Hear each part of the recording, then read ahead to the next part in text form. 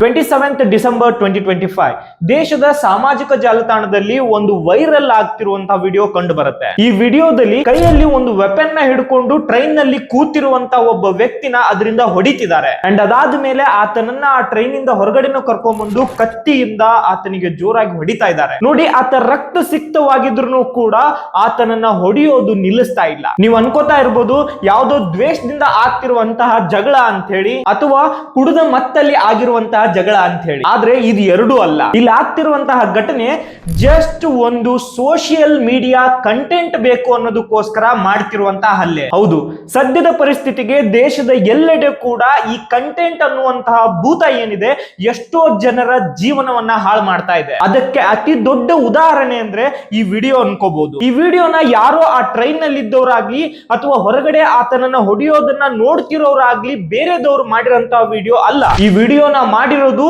ಯಾರು ಆತನ ಮೇಲೆ ಹಲ್ಲೆ ಮಾಡ್ತಿದ್ದಾರೆ, ಯಾರು ಆತನನ್ನ ಸಾಯುವ ಮಟ್ಟಿಗೆ ರಕ್ತ ಬರುವಷ್ಟರ ಮಟ್ಟಿಗೆ ಹೊಡಿತಿದ್ದಾರೆ, ಅದೇ 4 ಜನ ಹುಡುಗರು. ನೋಡಿ, ನಮ್ಮ ನೆರೆಯ ದೇಶ ಆದಂತಹ ನೇಪಾಳನಲ್ಲಿ ರಾಜಕಾರಣಿಗಳು ನಮ್ಮ ದೇಶವನ್ನ ಹಾಳು ಮಾಡ್ತಿದ್ದಾರೆ ಅಂತ ಹೇಳಿ ಅಲ್ಲಿಯ ಜಂಜಿಗಳು ಸಿಡಿದಿದ್ರೆ, ಇನ್ನೊಂದು ಕಡೆಗೆ ನಮ್ಮ ದೇಶದಲ್ಲಿ ಅದರಲ್ಲೂ ತಮಿಳುನಾಡಿನಲ್ಲಿ ಈ 4 ಜನ ಜಂಜಿಗಳು ಮಾಡಿರುವಂತಹ ಕೆಲಸದಿಂದ ಇಡೀ ದೇಶದ ಮುಂದೆ ತಮಿಳುನಾಡು ತಲೆ ತೆಗೆಸುವಂತಹ ಸಮಯ ಬಂದಿದೆ. ಒಂದು ಕಂಟೆಂಟ್ ಅನ್ಕೊಂಡು ಮಾಡಿದಂತಹ ಈ ವಿಕೃತ ಕೆಲಸ ಏನಿದೆ ಇವತ್ತು ಸೌತ್ ಇಂಡಿಯಾ ನಾರ್ತ್ ಇಂಡಿಯಾ ಅಂತ ಹೇಳಿ ಮತ್ತೊಂದು ಬಾರಿ ಡಿಬೇಟ್ ಆಗೋ ತರ ಮಾಡಿದೆ. ನೀವು ಇಲ್ಲಿವರೆಗೂ ಕೂಡ ನಮ್ಮ ಚಾನಲ್ ಸಬ್ಸ್ಕ್ರೈಬ್ ಮಾಡಿಲ್ಲ ಅಂದ್ರೆ ದಯವಿಟ್ಟು ಸಬ್ಸ್ಕ್ರೈಬ್ ಮಾಡ್ಕೊಳ್ಳಿ. ಸೊ ಇವತ್ತಿನ ವಿಡಿಯೋದಲ್ಲಿ ನಾವು ತಿಳ್ಕೊಳ್ಳೋಕೆ ಹೋಗ್ತಿದೀವಿ a shocking train incident Kiruttani. Welcome back.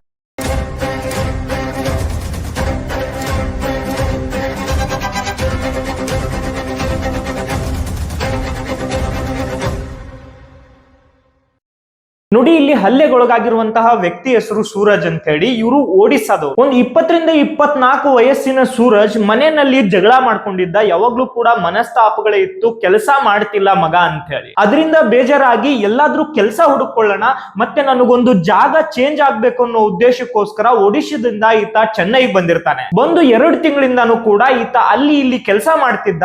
ಅದ್ರ ಒಟ್ಟಿಗೆನೆ ಬೇರೆ ಕೆಲಸಗಳಿಗೋಸ್ಕರ ವೀಕೆಂಡ್ಸ್ ಅಲ್ಲಿ ಹುಡುಕಾಡ್ತಿದ್ದ. ಸೊ ಈ ರೀತಿಯಾಗಿ 27th ಡಿಸೆಂಬರ್ ಕೂಡ ಕೆಲಸ ಹುಡುಕ್ಬೇಕು ಅಂತ ಹೇಳಿ ಚೆನ್ನೈಯಿಂದ EMU ಟ್ರೈನ್ ನ ಹತ್ಕೊಂಡು ಕಿರುಟ್ಟನಿಗೆ ಈತ ಹೊರಡ್ತಾನೆ. ನೋಡಿ, 90 ಕಿಲೋಮೀಟರ್ ಇದ್ದಂತ ಈ ಜರ್ನಿ 2 ಅವರ್ ನಲ್ಲಿ ರೀಚ್ ಆಗ್ಬೇಕಾಗಿತ್ತು. ಇನ್ನೇನು ಟ್ರೈನ್ ಕಿರುಟ್ಟನಿಗೆ ರೀಚ್ ಆಗುತ್ತೆ ಅಂದ್ರೆ ಅದಕ್ಕಿಂತ ಮುಂಚೆ ಒಂದು ಸ್ಟಾಪ್ ಬರುತ್ತೆ, ತಿರುವಲ್ಲಂಗಡು ಅಂತ ಹೇಳಿ. ಅಲ್ಲಿ ಈ 4 ಜನ ಹುಡುಗರು ಆ ಟ್ರೈನ್ ನ ಹತ್ಕೋತಾರೆ. ನೋಡಿ, ಇವನ್ ಇವ್ ಟ್ರೈನ್ ಹತ್ಕೊಂಡಾಗ್ಲೂ ಕೂಡ ಅಲ್ಲಿರುವಂತಹ ಜನ ಆಗಿರ್ಬೋದು, ಮತ್ತೆ ಇವನ್ ಪೊಲೀಸರು ಕೊಟ್ಟಿರುವಂತಹ ಸ್ಟೇಟ್ಮೆಂಟ್ ಪ್ರಕಾರ ಅವ್ರು ತುಂಬಾನೇ ಡ್ರಿಂಕ್ಸ್ ಮಾಡಿರ್ಬೋದು ಅಥವಾ ಗಾಂಜಾನು ಕೂಡ ಹೊಡೆದಿರ್ಬೋದು. ಬಟ್ ಅದ್ರ ಬಗ್ಗೆ ಕನ್ಫರ್ಮೇಶನ್ ಇಲ್ಲ. ಬಟ್ ಅವ್ರು ತುಂಬಾನೇ ಡ್ರಿಂಕ್ಸ್ ಮಾಡಿದ್ರು ಅನ್ನೋದ್ರ ಬಗ್ಗೆ ಅಲ್ಲಿ ನೋಡಿದವ್ರಿಗೆ ಅನಿಸ್ತಾ ಇತ್ತು. ತುಂಬಾನೇ ಕೂಗಾಡ್ತಾ ಇದ್ರು, ಮೊಬೈಲ್ ಗಳನ್ನ ಹಿಡ್ಕೊಂಡು ವಿಡಿಯೋಗಳನ್ನ ಮಾಡ್ತಾ ಇದ್ರು. ಯಾವಾಗ ಇವ್ರು ಎಂಟರ್ ಆಗ್ತಾರೆ ಅಲ್ಲಿರುವಂತಹ ಕಂಪ್ಲೀಟ್ ವಾತಾವರಣನೇ ಚೇಂಜ್ ಆಗಿರುತ್ತೆ ಅಂತ ಹೇಳ್ಬೋದು.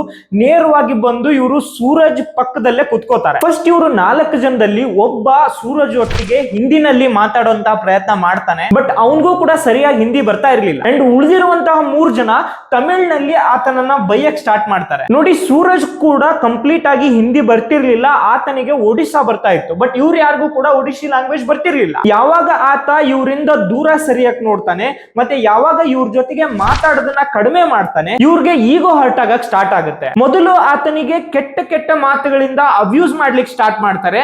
ಅಲ್ಲೇ ಪಕ್ಕದಲ್ಲಿ ಕೂತಿದ್ದಂತಹ ತಮಿಳು ಜನರು ಕೂಡ ಇವ್ರಿಗೆ ಯಾವುದೇ ತರನಾದಂತಹ ಮಾತುಗಳು ಹೇಳಲ್ಲ. ಇವ್ರು ಏನೇ ಮಾಡ್ತಿದ್ರು ಕೂಡ ಅವ್ರು ಸುಮ್ನೆ ಕೂತಿರ್ತಾರೆ. ನೋಡಿ, ಇದೊಂದು ಲೋಕಲ್ ಟ್ರೈನ್ ಆಗಿರೋದ್ರಿಂದಾಗಿ ರೈಲ್ವೆ ಪೊಲೀಸ್ ಕೂಡ ಅಲ್ಲಿ ಅಷ್ಟೊಂದು ಇರಲ್ಲ, ಇವನ್ ಸ್ಟೇಷನ್ ಗಳನ್ನ ಬಿಟ್ರೆ. ಇವನ್ ಆಫ್ಟರ್ ದಟ್ ಆ ಸೂರಜ್ ಆ ಸೀಟ್ ಇಂದ ಎದ್ದು ಡೋರ್ ಹತ್ರ ಬಂದು ನಿಂತ್ಕೋತಾನೆ. ಅಲ್ಲೂ ಕೂಡ ಇವ್ರು ಬಂದು ಆತನಿಗೆ ಹಿಂಸೆ ಕೊಡ್ಲಿಕ್ಕೆ ಸ್ಟಾರ್ಟ್ ಮಾಡ್ತಾರೆ. ಯಾವಾಗ ಈ 4 ಜನರ ಹತ್ರ ಇರುವಂತಹ ವೆಪನ್ ನ ಜನರು ನೋಡ್ತಾರೆ, ಅಲ್ಲಿಗೆ ಜನರು ಹೆದರು ಹೋಗಿರ್ತಾರೆ. ಸೂರಜ್ ನ ಇವರು ತಮಾಷೆ ಮಾಡ್ತಿದ್ದಾರೆ ಅನ್ನೋ ತರನೇ ಟ್ರೈನ್ ನಲ್ಲಿ ಹೊಡಿಯಕ್ ಸ್ಟಾರ್ಟ್ ಮಾಡಿದ್ರು. ಯಾವಾಗ ಸ್ಟೇಷನ್ ಬರುತ್ತೋ ಅಂತ ಆತ ಕಾಯ್ತಾ ಇದ್ದ. ಒನ್ಸ್ ತಿರುಟ್ಟನಿ ರೈಲ್ವೆ ಸ್ಟೇಷನ್ ನ ಇವರು ರೀಚ್ ಆದ್ಮೇಲೆ ಸೂರಜ್ ಇಳಿದು ಅಲ್ಲಿಂದ ಹೊರಗಡೆ ಹೋಗಕ್ ನೋಡ್ತಾನೆ. ಬಟ್ ಆದ್ರೂ ಕೂಡ ಇವರು ಆತನನ್ನ ಫಾಲೋ ಮಾಡ್ಕೊಂಡು ಹೋಗಿ ಅವನು ಒಟ್ಟಿಗೆನೆ ಮತ್ತೊಂದು ಸಾರಿ ಜಗಳ ಮಾಡ್ಕೊಂಡು ಯಾರು ಇಲ್ಲದೆ ಇರುವಂತಹ ಜಾಗಕ್ಕೆ ಆತನನ್ನ ಕರ್ಕೊಂಡ್ ಬರ್ತಾರೆ. ರೈಲ್ವೆ ಸ್ಟೇಷನ್ ಪಕ್ಕದಲ್ಲೇನೆ ಅಬಾಂಡೆಡ್ ಕ್ವಾರ್ಟರ್ಸ್ ಇರುತ್ತೆ. ಸೊ ಆ ಕ್ವಾರ್ಟರ್ಸ್ ಗಳ ಪಕ್ಕದಲ್ಲಿ ಯಾವುದೇ ರೈಲ್ವೆ ಡಿಪಾರ್ಟ್ಮೆಂಟ್ ನವರು ವಾಸ ಆಗಿರಲ್ಲ. ಅಲ್ಲಿಗೆ ಕರ್ಕೊಂಡ್ ಬಂದು ಇವ್ರು ಆತನನ್ನ ಹೊಡಿಲಿಕ್ಕೆ ಸ್ಟಾರ್ಟ್ ಮಾಡ್ತಾರೆ. ಇವನ್ ಆತನಿಗೆ ಅಬ್ಯೂಸ್ ಮಾಡ್ತಾ ಹೊಡಿಯೋದ್ರ ಮಧ್ಯದಲ್ಲೇ ಅವ್ರು ಹೇಳ್ತಾರೆ, ನಾವು ನೀನು ಹೊಡಿತಿದೀವಿ, ನೀನು ಹೆದರ್ತಿರೋ ತರ ಆಕ್ಟ್ ಮಾಡು, ನಾವು ವಿಡಿಯೋ ಮಾಡ್ಕೋತೀವಿ ಅಂತ ಹೇಳಿ. ಆಫ್ಟರ್ ದಟ್ ನೀವು ಏನು ಈ ವೈರಲ್ ಆಗ್ತಿರುವಂತಹ ವಿಡಿಯೋಗಳಲ್ಲಿ ನೋಡ್ತಾ ಇದ್ದೀರಾ, ಕಂಪ್ಲೀಟ್ ಆಗಿ ಆತನಿಗೆ ರಕ್ತ ಬರ್ತಿದ್ರು ಕೂಡ ಅವನ್ನ ಇವ್ರು ಹೊಡಿತಾ ಇದ್ರು. ನೋಡಿ ಎಂತ ಧೈರ್ಯವಂತ ವ್ಯಕ್ತಿನೇ ಆಗಿದ್ರು ಕೂಡ 4 ಜನ ಕೈಯಲ್ಲಿ ಕತ್ತಿ ಹಿಡ್ಕೊಂಡು ಹೊಡಿತಿದ್ದಾರೆ ಅಂದಾಗ ಭಯ ಬೀಳೋದಂತರೂ ಗ್ಯಾರಂಟಿ. ಬಟ್ ಒಂದು ನಾರ್ಮಲ್ ಪರ್ಸನಾಲಿಟಿ ಇರುವಂತಹ ಬೇರೆ ಹೊರ ರಾಜ್ಯದಿಂದ ಇನ್ನೊಂದು ರಾಜ್ಯಕ್ಕೆ ತನ್ನ ಹೊಟ್ಟೆ ಪಾಡ್ಗೋಸ್ಕರ ಬಂದಿರುವಂತಹ ಸೂರಜ್ ತನ್ನ ಕೈಯಿಂದ ಏನು ಮಾಡುವಂತಹ ಪರಿಸ್ಥಿತಿನಲ್ಲಿ ಇರ್ಲಿಲ್ಲ. ನೋಡಿ 3 ಜನ ಸೇರಿ ಆತನನ್ನ ಹೊಡಿತಾ ಇದ್ರೆ ಇನ್ನೊಬ್ಬ ವಿಡಿಯೋ ಮಾಡ್ಕೊಂಡು ನಗ್ತಾ ಇದ್ದ. ಇವರು ಯಾವ ಹಂತಕ್ಕೆ ಆತನನ್ನ ಹೊಡಿತಾ ಇದ್ರು ಅಂದ್ರೆ ಆತನ ಮೈ ಮೇಲೆ ರಕ್ತ ನೀರ್ ತರ ಹರಿತಾ ಇತ್ತು. ಇವನ್ ಒಬ್ಬ ಕಾಮನ್ ಪರ್ಸನ್ ಗೆ ಬ್ಲಡ್ ನೋಡಿದ್ರೇನೆ ತಲೆ ಸುತ್ತು ಬರುತ್ತೆ. ಅಂತದ್ರಲ್ಲಿ ಇವ್ರು 4 ಜನ ಆತನನ್ನ ಯಾವುದೇ ಇಂಟೆನ್ಷನ್ ಇಲ್ದೇನೆ ಅಷ್ಟೊಂದು ಬರ್ಬರವಾಗಿ ಹೊಡೆದಿರ್ತಾರೆ. ಮತ್ತೆ ಒನ್ಸ್ ಇವರ ವಿಡಿಯೋದ ತೆವಲು ಮುಗಿದ ಮೇಲೂ ಕೂಡ ಆಫ್ಟರ್ ದಟ್ ಇವರು ಅಲ್ಲೇ ಕುತ್ಕೊಂಡು ವಿಡಿಯೋನ ಎಡಿಟ್ ಮಾಡ್ತಾರೆ ಅಂಡ್ ಅದಕ್ಕೊಂದು ಮ್ಯೂಸಿಕ್ ನ ಆಡ್ ಮಾಡಿ ಅದನ್ನ ತಮ್ಮ ಇನ್ಸ್ಟಾಗ್ರಾಮ್ ನಲ್ಲೂ ಕೂಡ ಅಪ್ಲೋಡ್ ಮಾಡ್ಕೊಂತಾರೆ. ಆಮೇಲೆ ಅಕ್ಕಪಕ್ಕ ನೋಡಿದಾಗ ಯಾರು ಜನ ಇಲ್ದೇ ಇರೋದನ್ನ ನೋಡಿ ಇಲ್ಲಿ ಯಾರು ಬರಲ್ಲ ಅಂತ ಹೇಳಿ ಇವ್ರು 4 ಜನ ಅಲ್ಲಿಂದ ಹೋಗಿರ್ತಾರೆ. ಬಟ್ ಸೂರಜ್ ಇವ್ರು ಹೊಡೆದಿರುವಂತಹ ಏಟಿಂದ ಅನ್ಕಾನ್ಶಿಯಸ್ ಆಗಿದ್ದ, ಆತ ಸತ್ತಿರ್ಲಿಲ್ಲ. ಸ್ವಲ್ಪ ಹೊತ್ತಿನ ನಂತರ ಈತನಿಗೆ ಎಚ್ಚರ ಆಗುತ್ತೆ. ತನ್ನನ್ನ ತಾನು ಸುಧಾರಿಸಿಕೊಂಡು ಎದ್ದು ನಿಲ್ಲೋದು ಕೂಡ ಈತನಿಗೆ ಕಷ್ಟ ಆಗಿರುತ್ತೆ. ಬಟ್ ಆದ್ರೂ ಕಷ್ಟಪಟ್ಟು ಎದ್ದು ಹತ್ತಿರದಲ್ಲಿರುವಂತಹ ಮೇನ್ ರೋಡ್ಗೆ ಈತ ಹೋದಾಗ ಅಲ್ಲಿರುವಂತಹ ಪಬ್ಲಿಕ್ ಈತನನ್ನ ನೋಡಿ ಶಾಕ್ ಆಗಿರ್ತಾರೆ. ಇವನ್ ಆತನ ದೇಹವನ್ನ ಬಿಡಿ, ಆತನ ಮುಖದಲ್ಲಿ ರಕ್ತ ಹರಿದೇ ಇರುವಂತಹ ಜಾಗ ಉಳಿದಿರ್ಲಿಲ್ಲ, ಅಷ್ಟೊಂದು ರಕ್ತ ಸಿಕ್ತವಾಗಿದ್ದ. ತಕ್ಷಣ ಅಲ್ಲಿದ್ದಂತಹ ಲೋಕಲ್ ಜನರು ಪೊಲೀಸರಿಗೆ ಕಾಲ್ ಮಾಡೋದ್ರೊಟ್ಟಿಗೆನೆ ಆಂಬ್ಯುಲೆನ್ಸ್ಗೂ ಕಾಲ್ ಮಾಡ್ತಾರೆ. ಮೊದಲು ತಿರುಟ್ಟನಿ ಗೌರ್ಮೆಂಟ್ ಹಾಸ್ಪಿಟಲ್ ಕರ್ಕೊಂಡು ಹೋದಾಗ ಆತನ ಸೀರಿಯಸ್ನೆಸ್ ನ ನೋಡಿ ತಿರುಟ್ಟನಿ ಮೆಡಿಕಲ್ ಕಾಲೇಜ್ ಹಾಸ್ಪಿಟಲ್ಗೂ ಕೂಡ ಆತನನ್ನ ಶಿಫ್ಟ್ ಮಾಡ್ತಾರೆ. ಪೊಲೀಸರು ಮೊದಲು ಆತನ ಸ್ಟೇಟ್ಮೆಂಟ್ ತಗೊಳ್ಳೋ ಮುಂಚೆನೆ ಅವ್ರಿಗೆ ಆ ವೈರಲ್ ವಿಡಿಯೋ ಅನ್ನೋದು ಸಿಕ್ಕಿತ್ತು. Based on the viral video ಮತ್ತೆ ಸೂರಜ್ ನ ಪರಿಸ್ಥಿತಿ ನೋಡಿದಂತಹ ಪೊಲೀಸರು ಅವ್ರ ಮೇಲೆ ಅನ್ಲಾಫುಲ್ ರಿಸ್ಟ್ರೆಂಟ್,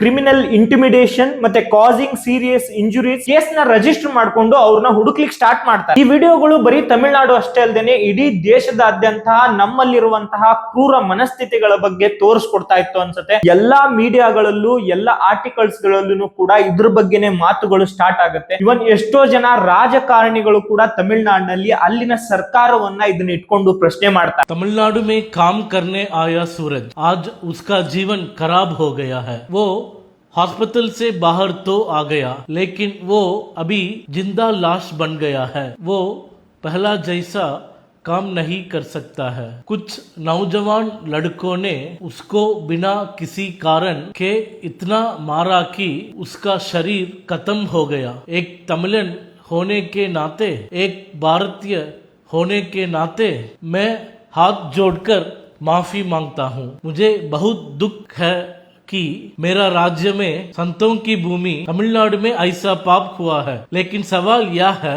हमारा तमिलनाडु युवा ऐसा क्यों हुआ है? वो तो ऐसे नहीं थे। इसका मुख्य कारण डीएमके पार्टी का जहर है। डीएमके के नेता और मंत्री 50 सालों से उत्तर भारत को लोगों के खिलाफ नफरत फैला रहे हैं। ये युवाओं का दिमाग खराब हो गया है। अब इनका बड़ा नेताओं का भाषा सुनिए। इनका संसद दयानिधि मारन बोलते हैं यूपी और बिहार वाला यहाँ टॉयलेट साफ करने के लिए आते हैं। इनके मंत्री पोन्मुडी बोलते हैं हिंदी बोलने वाला यहाँ पानी पूरी बेचते हैं। और इनके मंत्री नेहरू हड पाव करती होने बोला उत्तर भारत के लोगों कम दिमाग वाले होते हैं और वो लोग हमारा नौकरी छीनते हैं। और हमारा मुख्यमंत्री स्टालिन जी वो भी पीछे नहीं है। स्टालिन जी हमेशा उत्तर भारत का लोगों को अलग नजर से देखते हैं। जब राज्य का मुख्यमंत्री ही ऐसा बात करता है तो नीचे लोग क्या करेगा? ऊपर से यहाँ गंजा और ड्रग्स की उपयोग ज्यादा है। नशा और नफरत मिलकर अपराध बन रहा है। मैं फिर से कहता हूँ ये तमिलनाडु की कल्चर नहीं है, ये सिर्फ डीएमके का कल्चर है। हमें सूरज के लिए न्याय चाहिए। तमिलनाडु शांति वाला राज्य है। अब यहाँ डर लगता है। ये सब सीएम स्टालिन जी का गलती है।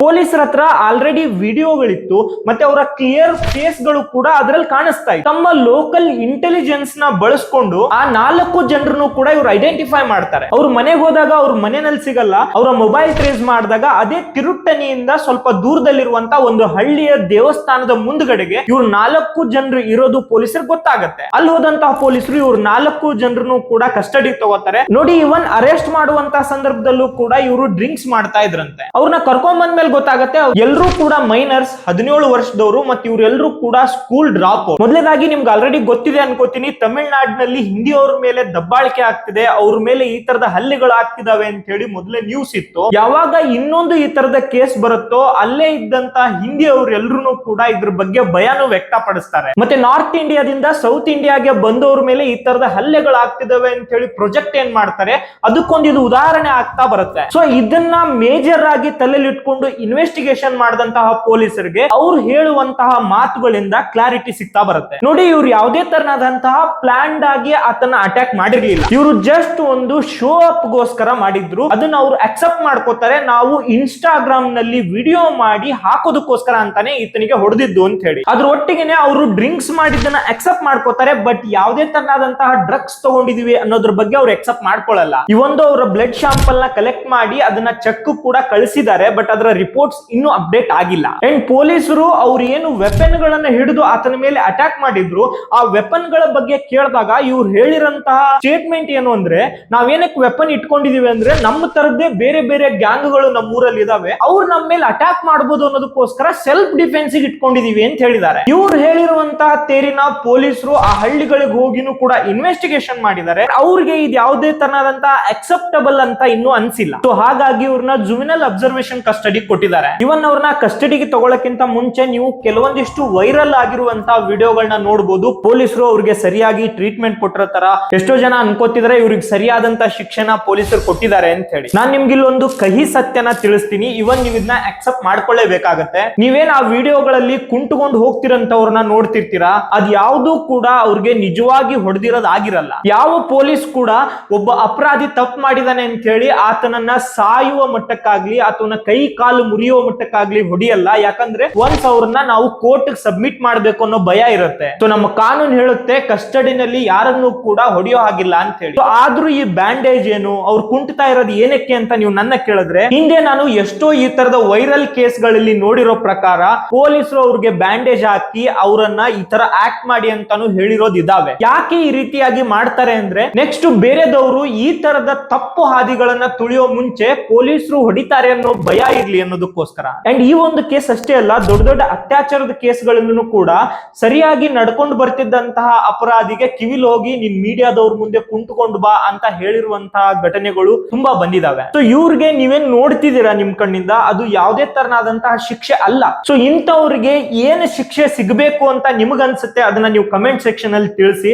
ನನ್ನ ಕೇಳಿದ್ರೆ ಅವ್ರಿಗೆ 18 ವರ್ಷ ಆಗೋವರೆಗೂ ಒಂದು ಒಳ್ಳೆ ಶಿಕ್ಷಣ ಕೊಟ್ಟು ಆಮೇಲೆ ಒಂದು 20 ವರ್ಷ ಅವ್ರನ್ನ ಜೈಲ್ನಲ್ಲೇ ಕೊಳೆಯೋ ತರ ಮಾಡ್ಬೇಕು. ನೋಡಿ, ಈ ತರದ ಘಟನೆಗಳು ಆಗ್ಲಿಕ್ಕೆ ಮೇಜರ್ ಆಗಿ 4 ಕಾರಣಗಳು ಇರ್ತವೆ. ಅದರಲ್ಲಿ ಮೊದಲನೇದು ಅಂದ್ರೆ ಈ ಟಾಕ್ಸಿಕ್ ಮೀಡಿಯಾ ರೀಲ್ಸ್ ಕಲ್ಚರ್ ಅನ್ನೋದು. ಇವನ್ ನಮ್ಮ ಕನ್ನಡದಲ್ಲೂ ಕೂಡ ಎಷ್ಟೋ ಜನ ಕಂಟೆಂಟ್ ಕ್ರಿಯೇಟರ್ ಇದ್ದಾರೆ, ಕೆಟ್ಟದಾಗಿ ಬೈಯೋದನ್ನೇ ಅವರ ಕಂಟೆಂಟ್ ಆಗಿ ಮಾಡ್ಕೊಂಡಿದ್ದಾರೆ. ಒಂದ್ಸರಿ ನೀವು ಯೋಚನೆ ಮಾಡಿ, ನಿಮ್ಮ ಮಕ್ಕಳು ಯಾರನ್ನ ಫಾಲೋ ಮಾಡ್ತಿದ್ದಾರೆ ಅನ್ನೋದ್ರ ಮೇಲೆ ಅವರ ಮನಸ್ಥಿತಿಗಳು ಇರುತ್ತೆ. ಒಬ್ರು ಇನ್ನೊಬ್ರಿಗೆ ಬೈಯೋದು, ಇನ್ನೊಬ್ರಿಗೆ ಮತ್ತೊಬ್ರಿಗೆ ಬೈಯೋದು, ಅದನ್ನೇ ದೊಡ್ಡ ಟ್ರೆಂಡ್ ತರನು ಕೂಡ ಇವರು ತೋರಿಸ್ಕೋತಾರೆ. ನೋಡಿ, violence for violence is becoming a dangerous trend in Kannada also. And second ಬಂದು ಲ್ಯಾಕ್ ಆಫ್ ಕಾನ್ಸಿಕ್ವೆನ್ಸಸ್. ಅವ್ರಿಗೆ ಗೊತ್ತಿಲ್ಲ ನಾಳೆ ನಾನು ತಪ್ಪು ಮಾಡೋದ್ರಿಂದ ಏನಾಗುತ್ತೆ, ಯಾವ ಹಂತಕ್ಕೆ ನಾನು ಮಾಡುವಂತ ತಪ್ಪು ಹೋಗುತ್ತೆ ಅನ್ನೋದು ಈಗಿನ ಮಕ್ಕಳಿಗೆ ಗೊತ್ತಿರಲ್ಲ. ಅಂಡ್ ಮೂರನೇದಾಗಿ ಈ ಸ್ಕೂಲ್ ಡ್ರಾಪ್ ಔಟ್ ರೀಸನ್. ಎಷ್ಟೋ ಜನರು ಒಂದು ಸರಿಯಾದಂತಹ ಶಿಕ್ಷಣ ಸಿಗುವಂತ ಸಮಯದಲ್ಲೇ ಸ್ಕೂಲ್ ನ ಬಿಟ್ಟಿರ್ತಾರೆ. ಅವ್ರಿಗೆ ಯಾವುದೇ ತರನಾದಂತ ಭಯ ಅನ್ನೋದು ಉಳಿಯಲ್ಲ, ಡಿಸಿಪ್ಲಿನ್ ಅನ್ನೋದನ್ನ ಅವ್ರು ಕಲಿಯಲ್ಲ. ಅಂಡ್ ನಾಲ್ಕನೇದಾಗಿ ಪೂರ್ ಪೇರೆಂಟಿಂಗ್ ಮತ್ತೆ ಸೋಷಿಯಲ್ ನೆಗ್ಲಿಜೆನ್ಸಿ. ನಮ್ಮ ಸಮಾಜದ ಸುತ್ತಮುತ್ತದಲ್ಲಿ ಎಷ್ಟರ ಕೆಟ್ಟ ಮಟ್ಟಿಗೆ ಮಕ್ಕಳನ್ನ ಬೆಳೆಸುವಂತ ತಂದೆ ತಾಯಿಗಳನ್ನು ನಾವು ನೋಡಿದೀವಿ ಅಂದ್ರೆ, ತಂದೆ ಯಾರೋ ಕೆಟ್ಟ ಚಟ ಮಾಡ್ತಿರ್ತಾನೆ, ಗುಟ್ಕಾ ಹಾಕೋದಾಗಿರ್ಬೋದು, ಡ್ರಿಂಕ್ಸ್ ಮಾಡೋದಾಗಿರ್ಬೋದು, ಅದನ್ನ ಅವ್ರ ಮಕ್ಕಳ ಮುಂದೆನೆ ಮಾಡ್ತಾರೆ. ಎಷ್ಟೋ ಜನ ತಂದೆಯರು ಅವರ ಮಕ್ಕಳ ಕೈಯಿಂದಾನೇ ಸಿಗರೇಟ್ ಕೂಡ ತರಿಸ್ತಿರ್ತಾರೆ. ಬಟ್ ಅವ್ರಿಗಿದು ಯಾವುದೇ ತರನಾದಂತ ತಪ್ಪು ಅಂತ ಕಾಣಿಸ್ತಿರಲ್ಲ. ಬೆಳೀತಾ ಬಂದಂಗೆ ಆ ತರದ ಮಕ್ಕಳಲ್ಲಿ ತಮ್ಮ ತಂದೆನೇ ಈ ಕೆಲಸ ಮಾಡ್ತಾರೆ ಅಂದ್ರೆ ನಾನು ಮಾಡ್ಬೋದು ಅನ್ನುವಂತ ಒಂದು ನೆಗೆಟಿವ್ ಮೆಂಟಾಲಿಟಿ ಬೆಳೆಯುತ್ತೆ. ಸೊ ಇದರಿಂದಾಗಿ ಅವ್ರ ಜೀವನದಲ್ಲಿ ಅವ್ರಿಗೆ ಮೇನ್ ಯಾರಿಂದ ಭಯ ಇರಬೇಕು ಆ ಭಯ ಅನ್ನೋದು ಇರಲ್ಲ. ನೋಡಿ, ಪ್ರತಿಯೊಬ್ರು ಕೂಡ ನಿಮ್ಗೆ ಏನಾದ್ರೂ 18 ವರ್ಷದ ಒಳಗಿನ ಮಕ್ಕಳಿದ್ದಾರೆ ಅನ್ನೋದಾದ್ರೆ ದಯವಿಟ್ಟು ಅವರು ಯಾರನ್ನ ಫಾಲೋ ಮಾಡ್ತಿದ್ದಾರೆ, ಅವ್ರು ಇನ್ಸ್ಟಾಗ್ರಾಮ್ ನಲ್ಲಿ ಯಾವ ತರದ ಕಂಟೆಂಟ್ ನ ಕ್ರಿಯೇಟ್ ಮಾಡ್ತಿದ್ದಾರೆ, ಮತ್ತೆ ಯಾವ ತರದ ಕಂಟೆಂಟ್ ನ ಕನ್ಸ್ಯೂಮ್ ಮಾಡ್ತಿದ್ದಾರೆ ಅನ್ನೋದನ್ನು ಕೂಡ ನೋಡಿ. ಸೊ ಇಷ್ಟ ಹೇಳ್ತಾ ಇವತ್ತಿನ ಈ ವಿಡಿಯೋನ ನಾವು ಮುಗಿಸ್ತಾ ಇದೀವಿ. ನೀವು ಇಲ್ಲಿವರೆಗೂ ಕೂಡ ನಮ್ಮ ಚಾನೆಲ್ ನ ಸಬ್ಸ್ಕ್ರೈಬ್ ಮಾಡ್ಕೊಂಡಿಲ್ಲ ಅಂದ್ರೆ ಸಬ್ಸ್ಕ್ರೈಬ್ ಮಾಡ್ಕೊಳ್ಳಿ. ಅಂಡ್ ಇದೇ ತರದ ಬೇರೆ ಬೇರೆ ವಿಷಯಗಳೊಟ್ಟಿಗೆ ನಿಮ್ ಮುಂದೆ ಬರ್ತೀವಿ. Thank you so much. Bye.